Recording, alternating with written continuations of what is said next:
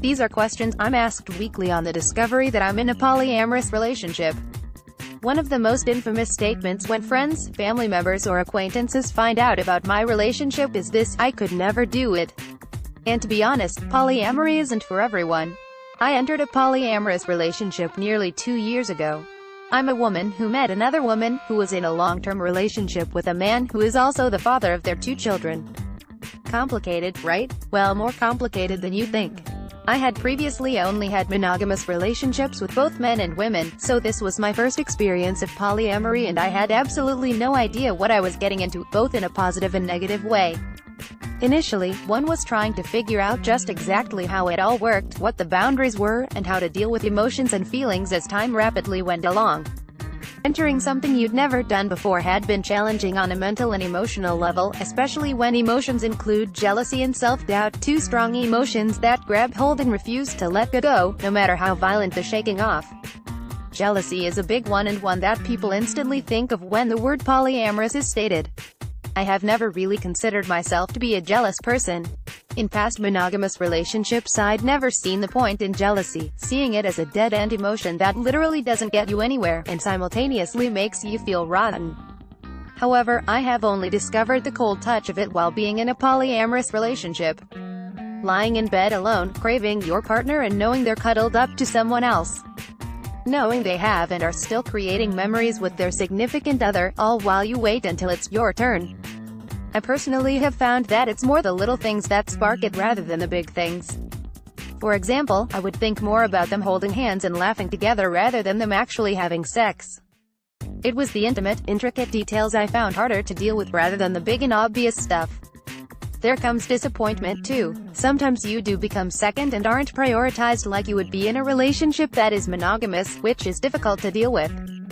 Self-doubt and self-worth is put into question, and it can be extremely hard to cope with if you don't have a close-knit circle of supportive friends and family, as well as an awareness of what you're feeling.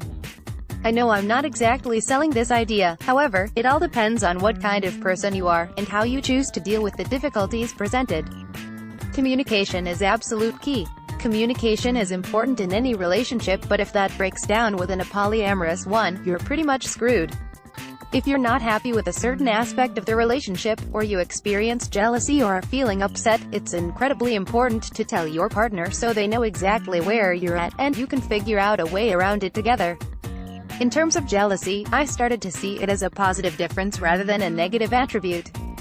What you have with your partner is completely different to what they have with theirs, and what you have with someone else is completely different to what you have with your partner. Just because things are different, does not mean it is bad. Every experience you have with someone is an experience. There are no 2 same experiences. Similar, perhaps, but not the same. What being polyamorous does give you as an individual is the freedom to do exactly as you please while still being intimate with another. The concept is to realize that you can love more than one person, and that's totally okay. To be able to have different sexual and emotional experiences with different people, that is completely on your terms. And one does beg the question, why stay with one person when you can experience love and all its varieties within different people? Another aspect is allowing your partner to experience that too, to give them total freedom to express themselves and be happy for them when they encounter an experience with another. I realize this is a very hippie way of looking at things, what with the notion of free love and the comeback of the swinging 60s, but a lot of people condemn this notion of living and lifestyle because they simply don't understand it.